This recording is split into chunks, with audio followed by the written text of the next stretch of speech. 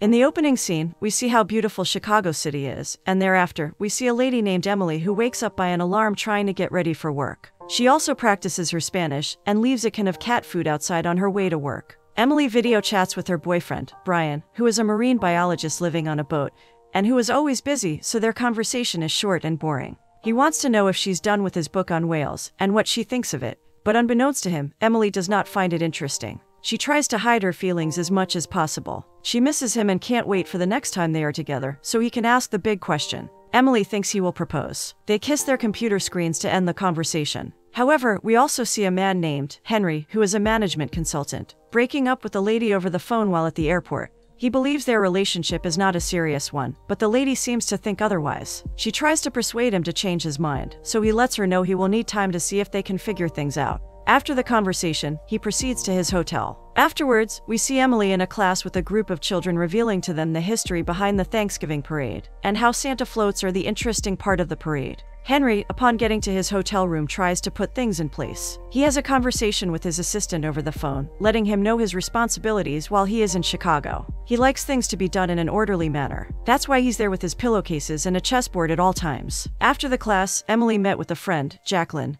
in her boutique. She chooses an expensive vintage dress for Emily. She believes it is perfect for the parade, but since Emily is concerned about the price, Jacqueline decides to give it to her as a wedding gift. Emily loves the dress and appreciates her for it. Jacqueline hopes she gets engaged as she wishes and also wants to know if her boyfriend is aware of her fear of the boat. Emily believes it is not the right time for him to know. Emily is way too intense about the parade, as she is about most things in her life. She and her friend, who is also dressed like a person from the 50s for some reason, try to go to a bookstore, but it is closed. Still outside, Henry comes out of the bookstore and informs them that the building housing the store is no longer structurally sound, so it needs renovations. Emily and Jacqueline wonder how he found that out. He reveals that he is now the owner of the bookstore, and he plans to turn it into something better. Angrily, Emily believes his intentions are being selfish, because the bookstore has been there for decades. She goes on a crazy person rant, which the handsome man rightfully ignores. This first meeting does not end well. Finally, Emily gets to her office and wants to know the update about the Santa float from Madeline, who is her assistant. The update is not satisfying, since they are yet to get a suitable man to be their Santa. She wants her assistant to work towards achieving that, because she wants to make the Santa float memorable for everyone who attends. Madeline hopes they will be able to achieve it too. She joins the meeting late, while her boss, Paul, announces that a management consultant will be coming to make recommendations on cost savings for the parade. Emily immediately flips out during the meeting. To calm her down, Paul lets her know the mayor is involved, and their job is also on the line for it, so they all have to work with the man. He also wants Emily to provide him with everything he needs. At this point, Emily has no choice but to agree. Surprisingly, Henry joins them, and Emily is surprised to see him again. Henry turns out to be the management consultant. Emily can't help but be more enraged, but she tries to be nice, just because Paul is there with her. Paul leaves them to start work immediately, and hopes they will get to work as a team. They have a brief meeting with other colleagues, and after the meeting, Emily tries to persuade Henry to quit. She believes he is there to change everything about the parade, assuming he does not understand the essence of the event. Henry reveals he is fully aware of the history behind the parade because he is from Chicago. Still, Emily is not fully convinced. With that, their first attempt at working together is also a failure. Everyone else believes Henry is handsome, especially Madeline. But Emily believes he is not, rather he looks like a playboy. Later that night, Emily tries to read the book written and published by her boyfriend, but cannot comprehend its content. So, she decides to abandon it. On the other side, Henry tries to go through with his proposal in his hotel, but it seems that he had a bad day because of Emily. So, he decides to play chess to calm his mind. The next day, Emily video calls Brian, complaining about the new update at her firm. She reveals the entire role of Henry and why he's there. Brian believes Henry is working with a good firm. He also encourages Emily to inspire him and let him know the history behind the parade. Emily thanks her boyfriend and decides to give Henry a chance. Later, Emily prepares a horse-drawn carriage ride for Henry down the parade route.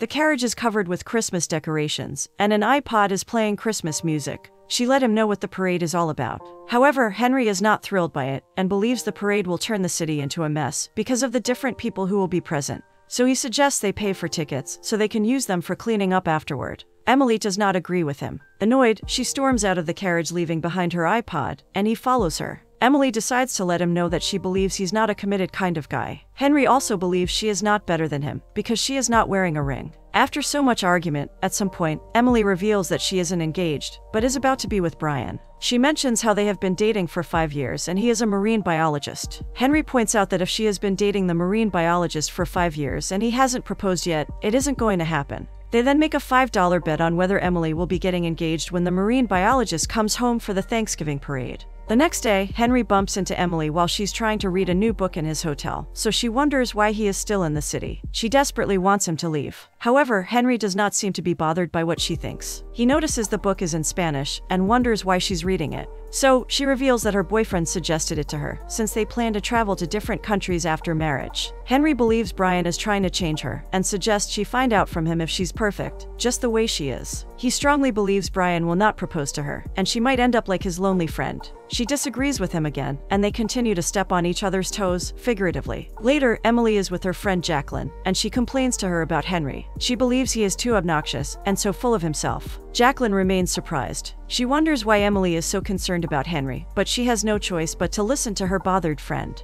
In the next scene, Henry spots Emily walking around a grocery store and buying an alarming amount of cat food. She also goes back and forth on whether to buy a comically large tub of ice cream. He follows her around the store and finds what she does funny. He seems to be charmed by Emily and starts to see the good side of her. Then, he goes to the checkout, and Emily sees him and she attempts to hide all the cat food. Henry then decides to buy one of the giant tubs of ice cream. Emily is surprised to see he likes ice cream. When he suggests she should get one, she wonders how he knows she loves ice cream. After he is through the line, Emily goes back and picks up all the cat food and 3 tubs of ice cream. On her way out, she sees Henry, wondering why he is still there. She feels anxious, not wanting him to see what she actually bought. But Henry, who's starting to admire her, offers to take her home, but she refuses the offer. She decides to get a taxi instead. Later, Emily video calls Brian because she wants to find out if she's perfect for him. Brian reassures her that she is indeed perfect, and this makes her feel ecstatic. It is also a sign of relief because she's kind of bothered about being perfect, since Henry believes her boyfriend is trying to change her. In the next scene, Emily tries to overcome her fear of boat riding,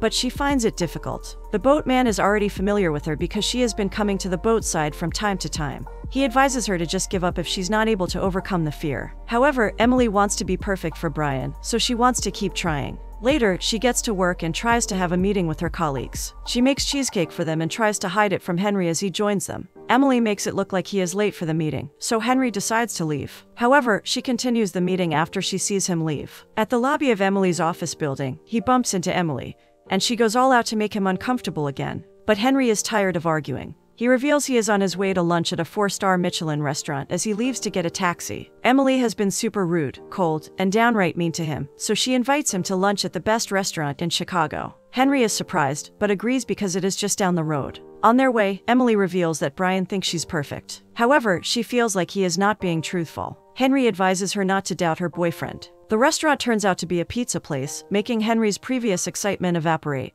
Giano, the owner of the place, welcomes them. He thinks Henry is Brian, but Emily clarifies he is not. While he gets their order ready, Emily decides to talk to him about her late parents. She tells him how her father was a cop and her hero. He once saved the restaurant from a robber. Giano even hanged his picture to thank him. After a while, Giano brings their order of a Buddha pizza, and the two continue to bond. After that, Emily takes Henry to the marching band practices. She reveals that she believes in true love, and finds out Henry does not. He admits that he has a 5-date rule, where he stops seeing a woman if he can't see it going anywhere after 5 dates. Emily finds this to be outrageous. In the next scene, Henry visits Emily's office while she's busy interviewing some group of men for the Santa parade. Madeline flirts with Henry a little and hopes she gets to go out with him. Emily sees them and feels like he is not good for Madeline. After he leaves her office, she advises Madeline to stay away from him, because of his 5-date rule. Oddly enough, Madeline finds him more attractive and believes he is her kind of guy after learning about the rule. Later, Emily and Henry visit the Starlight Dancer rehearsals. They are adorable elderly people who meet in the park to ballroom dance. While waiting for them, Henry wonders why her style is old-fashioned. She reveals that it is a way for her to connect with her late mother. Later, they eventually join the dancers and Emily reveals most of them have been married for 30 years. Henry wonders how that's possible. She believes it is possible to be married for forever if there is affection and compromise. This is when 2 seniors join them in dancing.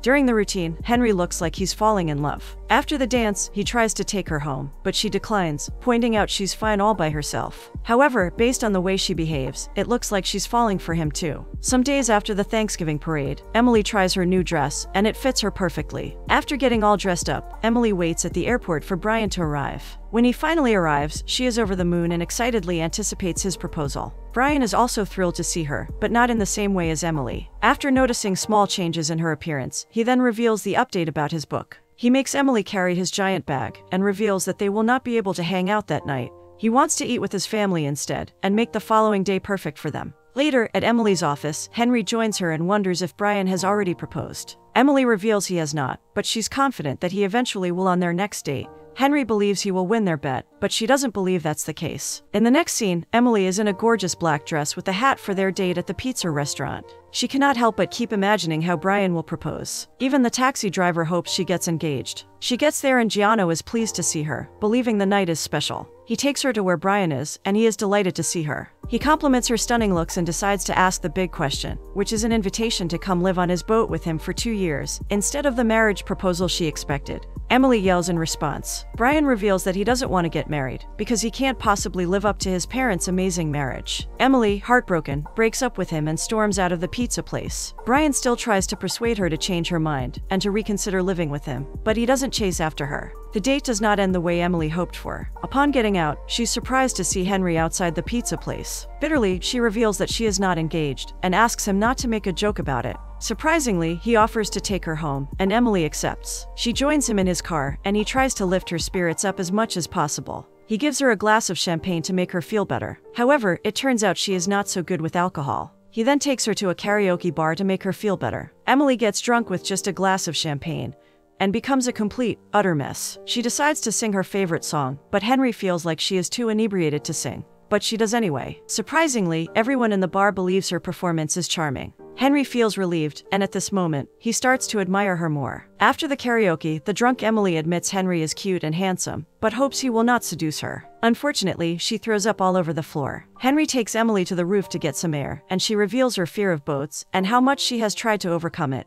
After a while, Henry decides to take her home, only to find the door locked. Soon, Emily dozes off, so he decides to wait till someone opens the door. In the next scene, someone in charge of maintenance finally opens the door and lets them know it is already morning. They proceed to walk in shame, while Emily expresses appreciation for him, for being caring. She asks if she did anything embarrassing, so he tells her what happened. That same day, Jacqueline visits her at home. Emily reveals what happened, and confesses that Henry makes her feel better. Her friend believes he is a great guy, not as bad as she thinks. Emily still believes he is not that great because of his 5-date rules, and she thinks he wants to end the parade. She convinces Jacqueline not to see him as a great guy. When Emily arrives at work, she discovers that all her colleagues are aware of what happened with Brian. She lets them know she is fine, and they need to get back to work. Madeline is sobbing in the office, and talks about ending her if what happens to Emily happens to her. Meanwhile, Emily, Henry, and her colleagues continue with the preparation for the parade. Emily and Henry are getting along and they're making progress with the preparation. Henry is also making progress with the bookstore renovation. On one of their outings to see the parade group, Emily discusses with one of their teams. Meanwhile, Henry takes pictures of the parade ground. He decides to take a picture of Emily too, from a distance, unbeknownst to her. He goes as far as printing it out and puts it in the corner of a picture frame in his hotel room. On the other hand, Brian keeps reaching out to Emily over the phone. He apologizes and hopes she will change her decision. However, she keeps ignoring his voice messages. In the next scene, Henry bumps into Emily and wonders where she's going with a man dressed in a funny attire. She suggests he join them, and he does. He is then surprised to see Emily deciding to conduct a parade for special needs children, something he finds admirable. Later at night, Henry cannot stop thinking about Emily. He can't even play chess. So, he decides to reach out to her and he finds out she's doing movie night. He decides to do the same and he enjoys every second of it. Henry realizes he is in love with Emily. However, he reaches out to his ex-girlfriend over the phone, revealing that he now understands what true love means. The next day, Henry bumps into Emily and reveals that he tried movie night, and he enjoyed it. He expresses how he wants to take her somewhere. When she joins him, he takes her to the boat side. He rents an entire boat for the afternoon so he can help Emily get over her fear. By some miracle, she's finally able to go for a boat ride for the first time. In the next scene, Emily tries to work with Madeline on the final preparations for the parade. Madeline believes she is going on a date because of her dress. So, Emily admits that Henry invited her for some game night. This comes as a surprise for Madeline, because she knows Emily does not like him because of his 5-date rules. However, Emily points out it is not a date, but just hanging out. Later, Emily and Henry watch basketball and they enjoy every bit of it. For some reason, there is a kiss cam at a high school basketball game, and they are put on the spot. Emily and Henry kiss, but it is very awkward. After that, they can't find a proper timing to discuss what happened. On their way home, Emily ends up leaving the cab flustered. Henry feels bad, and he wonders if she's also in love with him. He ends up asking the driver if he believes in true love. The driver reveals that he is married, and he loves his wife. At night, both Emily and Henry are unable to sleep because they keep thinking about the kiss. In the next scene, Emily engages in a heart-to-heart talk with Jacqueline about Henry. She believes she is in love with him. Of course, her friend encourages her to confess to him and hopes he feels the same way. Eventually, she decides to let Henry know how she feels. She visits his hotel room, planning to reveal how she feels about it. Unfortunately, she meets a lady who turns out to be Henry's ex-girlfriend. However, she introduces herself as Henry's girlfriend. Emily is surprised and heartbroken. She leaves, disappointed, without seeing Henry. Later, Henry shows up at his door and finds his ex-girlfriend. He's surprised to see her and explains that she misunderstood his previous message. His ex-girlfriend thinks he wants to get back with her. So, Henry clarifies the misunderstanding and apologizes to her. Meanwhile, on the day of the parade, the boss, Paul, thanks everyone for their support and hard work. However, Emily is still feeling downcast. She yells at Madeline to get another Santa that will replace the one that quit. Still in the office, Brian shows up and decides to propose to her. At the same time, Henry also shows up to reveal how he feels towards her. He doesn't know Emily is disappointed with him. She ignores him and agrees to marry Brian. This leaves Henry devastated, and he heads back to the hotel. In the next scene, Emily gives her house to Jacqueline, while packing to relocate with Brian. Jacqueline feels like Emily is not making the right decision. Emily disagrees with her, but she cries after leaving the room, which means deep inside, she knows her friend is right. That night, once again, Henry and Emily find it hard to fall asleep. They keep thinking of each other. They even try to reach out to each other over the phone, but decide not to. Finally, it's the parade day. Henry decides to pack and leave, and when he sees Emily's picture, he can't bring himself to drop it. Meanwhile, Emily has a lot of responsibility at the parade, but she just wanders around as she pleases, doing no actual work. Her boss then informs her that Henry sent a recommendation letter. Delighted, Emily finds out from the letter that Henry is the owner of a foundation that raises orphans. Emily then decides to inquire about the building where Henry used to watch the parade from the penthouse. She discovers that this penthouse was opened up to the city's orphans on Thanksgiving. She also discovers that Henry is an orphan himself. Emily has been off the headset for about 20 minutes at this point. Meanwhile, Madeline is panicking because her Santa Claus did not show up at the end of the parade. Meanwhile, Emily decides to confront Brian, who is so busy with work. Unfortunately, he does not like the parade, and this is when she realizes he doesn't really know her that much. She simply wants to be loved for who she is. So she breaks up with him and returns the ring. Brian thinks she will regret her decision, pointing out how other women would love to boat around the world with him. After that, Emily keeps wondering how she can find Henry. Surprisingly, the Santa float pulls up, and we see Henry as the one playing Santa. Emily recognizes him, and the situation makes her excited. She then joins him in his carriage. Then, he confesses his love and proposes marriage, just like that. Emily accepts his proposal in Spanish, and admits that this day is the best day of her life. Their kiss marks a new beginning.